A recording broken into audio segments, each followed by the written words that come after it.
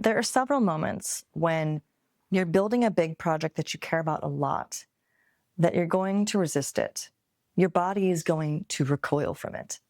Whether you're starting a business or a passion project or really anything that involves a lot of work consistently for a long time, there's going to be several moments when you're looking at the top of a mountain of work in front of you and you're going to say, I really don't feel like sitting down to do that right now. I really don't feel like it. And that can happen at the beginning when you're just thinking about how much work you're going to have to take on every week and you're feeling really anxious about that lifestyle change. Or maybe you've convinced yourself that you just need to postpone until later this year because you don't have enough time right now, or you're not really ready, or you still need to lose 10 pounds, or whatever your reason for pushing it back is. Sometimes that's legit. Life happens. But oftentimes, you're waiting for a perfect moment to start that does not exist. That is a fantasy. And if you hold on to that, you're losing precious time. Or many times, when you're in mid-development and you've been cranking for months and it's summer and you're pale and your friends are going to the river this Sunday and do you want to come? It's going to be so fun. But you've got a massive deadline that you've set for yourself and you know that you need to be working that day. You're going to feel really strong resistance and resentment because your needs aren't being met. So how do you stay disciplined and on track with your goals, but still live your life and not drown yourself in work? This is the reality. We have a finite amount of time and energy to create anything you really care about. If that's a baby, if it's a business, if it's a passion project, it takes a big wave of energy and time and love to launch that out into the world. And you can only do that so many times. You're not going to be able to work like that for the rest of your life. It's a window of time. And it's important to remember that and understand how precious these years of your life are for you. The months, the days. And if you're getting distracted or spread too thin, your dream is never going to materialize. And on the flip of that, if all you're doing is working, you're going to live your life and you're going to wake up one day with a lot of regret. What were you really doing? Did you ever enjoy it? So how do you deal with that? In order to make your dream become your reality, you need to keep moving. You need to keep your momentum. But you also need rest and fun. So there's a conflict there, and your mind is battling that out. You got one voice in your head saying, you've got to get this done. You got to stay home and work. And that's your inner parent, your higher self, telling you to do what's best for you and best for your future.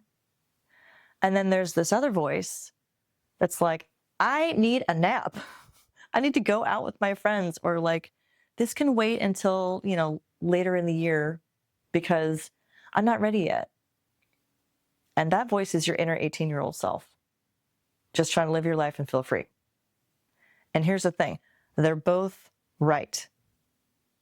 They have different needs and different opinions, and they both need to be satisfied. And if you let either of those members dominate how you're making decisions, you're either going to burn out or you're going to drift out to sea and drown. If you're just cranking on work all the time and you don't plan anything fun or relaxing into your life, your inner 18-year-old will eventually flip out and rebel because you've been constrained or restrained and locked down for so long. And your reaction could be big. Or if you let your 18-year-old just run wild day after day with distractions, and maybe that's, going out with your friends or pursuing opportunities at your job, chasing other new projects that you want to launch at the same time, or getting caught up in a bad romance because it makes you feel alive, something new and exciting. Distractions can manifest in a lot of different ways, but your inner parent will eventually shut you down and ground your ass.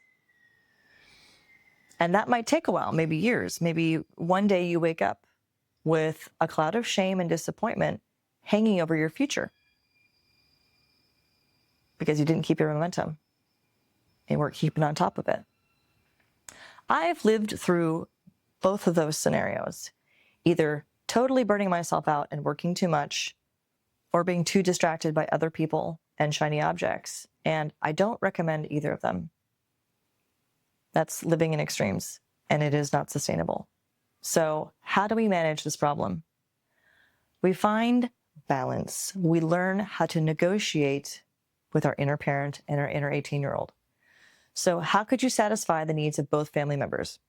How can you negotiate between the two and come up with a plan that requires some compromise, but it doesn't feel oppressive or reckless?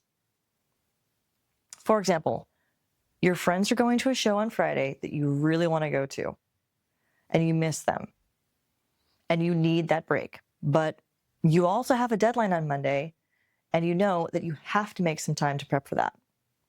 How can we negotiate? All right, maybe you work until 7 p.m. and you turn off your phone and you hammer.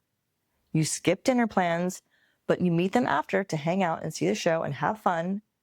And you give yourself the healthy boundary of getting home by 11:30 so that you can sleep and be productive the next day. The more efficiently you work, the more focused you are, the more planned and organized you are, the more time you'll have to satisfy the needs of your heart. That's what work hard, play hard means. It means focus and negotiation.